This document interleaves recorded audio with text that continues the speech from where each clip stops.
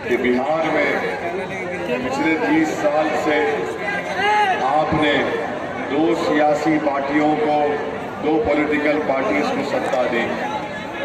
15 साल पहले आपने राजद को सत्ता दी, इख्तियार दिया और एक परिवार से दो लोगों को आपने बिहार का मुख्यमंत्री बनाया। फिर 15 साल आपने लगातार नीतीश कुमार को, आपके लिए नहीं आया,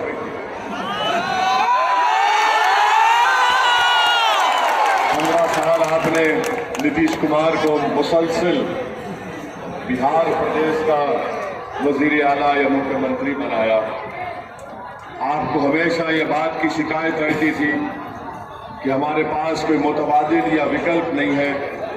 आज अल्हम्दुलिल्लाह आपके पास एक मुतबादिल और विकल्प है, वो है उपेंद्र कुशवाहा के रूप में जो हमने ग्रैंड सेकुलर अलायंस फ्रंट बनाया है। हम आपसे ये बताने आए हैं कि आप बिहार में अब की बार RLSP के कैंडिडेट्स को और जो इस ग्रैंड सेकुलर अलायंस फ्रंट में सब पार्टी है उनके उम्मीदवारों को कामयाब करिए। बिहार में हमको एक नई सियासी तारीख को रकम करना है। आप 15 साल से देख रहे हैं कि किस तरह बिहार में बदहाली फैलती जा रही है और यहाँ पर आपने 5 साल पहले महागठबंधन के नाम पर भागलपुर की आवाम ने कांग्रेस के एक उम्मीदवार को कामयाब किया।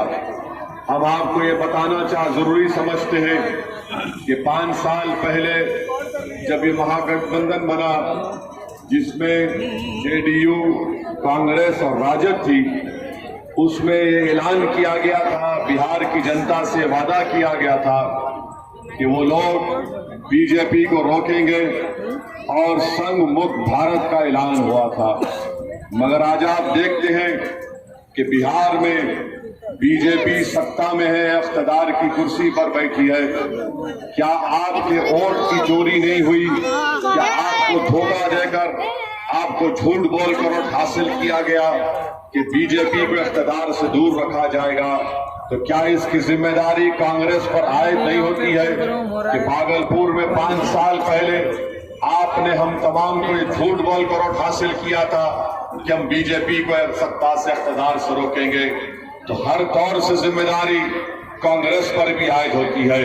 और यहाँ पर भागलपुर में जो आप जानते हैं कि बुनकरों का एक बहुत बड़ा मसला है और बुनकरों का मसला उसी वक्त हल होगा जो बुनकरों की तकलीफ को समझ सकता है, जो उनके दिलों में जो तूफान है, जो उनके मसाइब है, जो चैलेंजेस हैं, उनको कोई समझ सकता है। मिसाल के तौर पर बुनकर को सर्टिफिकेट नहीं दिया जाता। मैं आपसे गुजारिश कर रहा हूं कि आप शाह साहब को कामयाब करिए, इंशाअल्लाह ताला हमारे बुनकर भाइयों को सर्टिफिकेट मिलेगा। जो हमारे जिनको टैरिफ मिलना चाहिए किसान के बराबर, ज़राअत के बराबर, इंशाअल्लाह ताला हम आपसे वादा कर रहे हैं कि यहाँ से RLSP के और BSP के कैंडिडेट्स को आप लोग कामयाब करिए। हमारे बुनकर भाइयों के जो मसाइल हैं इंशाअल्लाह ताला वो जरूर हल किए जाएंगे। दूसरी अहम बात जो यहाँ पर भागलपुर में ये बात मुझे कहना बहुत जरूरी है कि मैं इस सरजमीन पर आया हूँ जहाँ पर शायद जो नौजवान आज इतनी बड़ी तादाद में यहाँ पर मौजूद है। मैं अपनी भागलपुर में अपनी आमद के सिलसिले में यहाँ पर इस शहर की मलिका बेगम को सलाम करने भी आया हूँ। वो मलिका बेगम जिसने चंदर मैसेकर में अपना एक पैर खोया, अपने खानदान के 17 और 18 अफराद खानदान को उसको कत्ल कर दिया गया था। वो बहादुर मलिका बेगम की जुर्रत को मैं सलाम करने आया हूँ, जिसने अपने अफराद खानदान को खोने के बावजूद भी इंसाफ की लड़ाई लड़ी और लड़ाई लड़ने के बाद उन्होंने कई लोगों को इस चंद्री मैसेकर में उनके बाद उनको सजा दिलाई। मैं भागलपुर आया हूं और अगर नौजवानों को ये नहीं बताऊंगा कि कांग्रेस ने क्या जुल्म किया था 1989 में, अगर लोग भूल चुके हैं तो मैं आपके हाफिजे को ताजा करना चाहूंगा। क्यों आप कांग्रेस के कैंडिडेट को वोट नहीं देंगे? इसकी एक ही वजह है मेरे नौजवान दोस्तों कि आज भागलपुर की खेतों में जहां पर फूल गोभी की फसल होती है, ऐसे हजारों लोगों की लाशें उन खेतों में पड़ी हुई है जिनको भागलपुर के फसादात के बाद आज तक उनसे इंसाफ नहीं हुआ।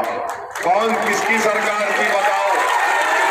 मैं कांग्रेस के जिम्मेदारों से पूछना चाहता हूं, बताओ जब भागलपुर का फसाद हुआ तो क्या उस वक्त यहां पर कांग्रेस का मुख्यमंत्री नहीं था? क्या ये बात सच नहीं है कि जब राजीव गांधी बहैसियत वजीर आजम भागलपुर को आए थे तो उन्होंने उस वक्त एक एसपी जनाब द्विवेदी को सस्पेंड किया था, तो तमाम संघ परिवार के लोगों ने गड़बड़ की और फिर उसके बाद वो द्विवेदी साहब जो एसपी थे उनका सस्पेंशन वापस किया गया। उसके बाद भागलपुर में जो दंगा नाच हुआ, जो कत्लेआम हुआ, 1000 से ज्यादा बल्कि 1500 लोगों को कत्ल करके खेतों में उनकी लाशों को दफना दिया गया था। आज तक उन लोगों को इंसाफ नहीं मिला। और किसकी हुकूमत थी? कांग्रेस। और कांग्रेस हुकूमत के बाद बिहार की जनता ने इख्तियार दिया, किसको दिया? आरजेडी को दिया। आरजेडी ने कत्ल करने वालों के खिलाफ एक्शन क्यों नहीं लिया? इसलिए नहीं लिया कि आरजेडी राजद वाले बड़ी बात करते हैं, माई कॉम्बिनेशन, MY कॉम्बिनेशन। अरे राजद वालों, तुम MY कॉम्बिनेशन की बात तो करते हो, मगर जो भागलपुर में फसादात में जो मासूम लोगों का जिन्होंने कत्ल किया, जिनके जिस्मों को काट कर उनकी लाशों को चील कब्बों के लिए खेतों में फेंक दिया, तुमने उनके खिलाफ इसलिए एक्शन नहीं लिया राजद वालों क्योंकि तुम्हारे लोग थे, तुम्हारे साथी थे, तुम्हारे चाहने वाले थे। इसीलिए इख्तियार आपने कांग्रेस से राजद को दिया और राजद ने कोई इंसाफ नहीं किया। मेरे अजीज दोस्तों और बुजुर्गों, आप बताइए, हद तो ये हो गई कि कोर्ट ने 16 लोगों को सजा दी, तो नीतीश कुमार के दौर में हाई कोर्ट में 9 को कोर्ट ने बरी कर दिया। तो क्या नीतीश कुमार ने, जिन पर इल्जाम था इस नरसिंहार का, उनके कोर्ट से बरी होने पर क्या नीतीश कुमार ने सुप्रीम कोर्ट में अर्जी दाखिल की? नहीं दाखिल की। और वो जो एसपी यहां पर था, जिसके नाक के नीचे नरसिंहार हुआ, यही नीतीश कुमार उसको बिहार का डीजीपी बनाते हैं। आप बताइए, हम किससे इंसाफ की उम्मीद रखेंगे? किससे इंसाफ की उम्मीद रखेंगे? कांग्रेस के दौर में हुआ, आज राजद को सत्ता मिली, उन्होंने कुछ नहीं किया, कोर्ट से बरी हो गए, नीतीश कुमार ने अपील नहीं की, और जो एसपी साहब थे उनको नीतीश कुमार ने डीजीपी बना दिया। मेरे भाई याद रखो, इस हम्माम में सब नंगे हैं जब अक़लियतों के इंसाफ की बात आती है। अक़लियतों से इंसाफ नहीं करेंगे। हाँ, वोट लेने जब आएंगे कहेंगे MY combination, my combination. Congress बोलेगी कि हम तो वो पार्टी है जिन्होंने आजादी की लड़ाई में हिस्सा लिया था। अरे कांग्रेसियों, तुमसे बड़ा कोई पापी इस देश में नहीं है। तुमसे बड़ा तुमने कितना नुकसान किया सेकुलरिज्म के नाम पर देश में। अगर आज दिल्ली का बादशाह नरेंद्र मोदी बनकर बैठा है तो कांग्रेस की नाहली और उनके फजूल, उनकी कमजोरियों की वजह से नरेंद्र मोदी। मैं भागलपुर की जनता को पैगाम देने आया हूं, ये कांग्रेसी कभी भी किसी के नहीं हो सकते, ये किसी के नहीं हो सकते। मैं जानता हूं, मैं इनका 8-9 साल इनका साथ दिया हूं। तो आंध्र प्रदेश, उस वक्त के आंध्र प्रदेश में हम यूपीए में साथ थे, हम देख चुके हैं करीब से इनको किसी से मोहब्बत नहीं। इनको मोहब्बत है तो सिर्फ कैसे किसी को तोड़ा जाए, किससे नाइंसाफी हो जाए और फिर हासिल किया जाए। मेरे अजीज दोस्तों और बुजुर्गों, भागलपुर में एक और वाकया हुआ था, मैं उसका भी जिक्र करना जरूरी समझता हूं कि जहां पर एसपी द्विवेदी का वाकया हुआ, वहीं पर एक पुलिस के एक आला ऑफिसर थे अजीत दत्ता, ईमानदार पुलिस का ऑफिसर। उसका एएसआई ने नरसंहार में हिस्सा लिया तो अजीत दत्ता ने इंक्वायरी करके उसको सस्पेंड कराया और उसको सजा दिलाई। ये क्यों हुआ? क्योंकि है आज भी लोग जो इंसाफ पसंद है। मगर मेरे भाई, अगर आप ये समझ रहे हैं, भाई साहब मैं बंद करवा बैठ,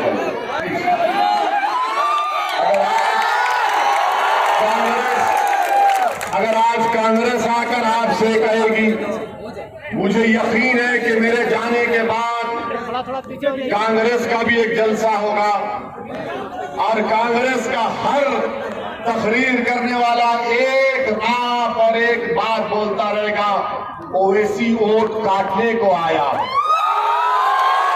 ओवैसी भी टीम है। मैं कांग्रेसियों तुमसे पूछ रहा हूं, अगर मैं वोट काटने वाला हूं तो बताओ, बिहार में 40 लोकसभा की सीटें, 40 में तुम एक सीट क्यों जीत पाए? हम तो सिर्फ किशनगंज लड़े थे और किशनगंज में बीजेपी नहीं जीती, किशनगंज में कांग्रेस जीती। और इसलिए जीती, मेरे सदक़े में तुमको सीट मिली मालूम कांग्रेस में, क्योंकि किशनगंज में मजलिस के अख्तर उल ईमान ने 3 लाख वोट लिए, जेडीयू ने 325 और कांग्रेस के मौजूदा रुकने पार्लिमान सांसद 3.5 लाख वोट लिए। अगर हम नहीं लड़ते तो वो सीट भी एनडीए के खाते में चले जाते। दूसरी बात, ये कांग्रेसी मुझे फिरका परस्त कहते हैं, ये राजद वाले भी कहते हैं। राजद वालों, मैं तुमको भागलपुर से कह रहा हूं, ये भागलपुर के फसादात में जो लोग आज अपनी खबरों में सोए हुए हैं, वो हमको पुकार कर कह रहे हैं कि राजद के दौर में हमसे इंसाफ नहीं हुआ, तुमने सत्ता में रहते हुए हमारे कातिलों का साथ दिया, तुमने हमारे जिस्मों को काटने वालों का साथ दिया, तुमने हमसे इंसाफ नहीं किया।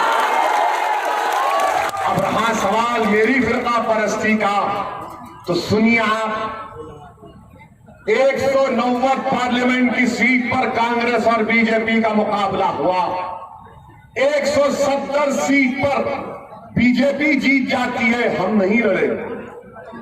क्यों हार गए कांग्रेसियों? क्यों नहीं तुम हराए? तो मालूम हुआ कि कांग्रेस का वोटर नरेंद्र मोदी का दीवाना होकर उसको वोट दिया। अब कांग्रेसी आकर हमसे पूछते हैं,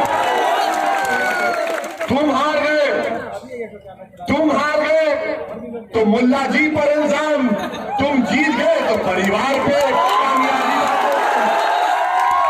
कब तक चलेगी तुम्हारी मुनाफिकात? अब तो होश की नाखुन लो और जान लो कि जब तक ये कांग्रेस रहेगी, इनकी क़यादत रहेगी, ये लोग बीजेपी को जिताते रहेंगे। क्या ये बात सच नहीं है?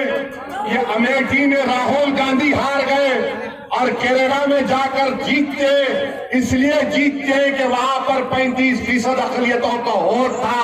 बताओ, अमेठी मैं रहा था अमेठी, और फिर मुझ पर इल्जाम कि मैं फिरका परस्त हूं, मैं वोट काटता हूं। अरे कांग्रेसियों, महाराष्ट्र में सुनो, आरजेडी वालों, तुम जिसके साथ बैठकर राम और श्याम की जोड़ी दोनों बने हुए हैं, सुनो हमारी बात को।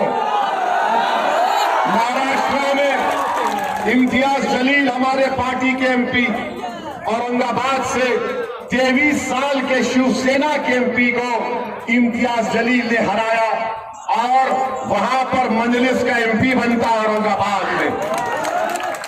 महाराष्ट्र में असेंबली इलेक्शन हुए, आज कांग्रेस शिवसेना बैठकर निकाह कर लिए, शिवसेना और कांग्रेस का निकाह हो गया और वलीमे की दावत पे हमको नहीं बुलाया।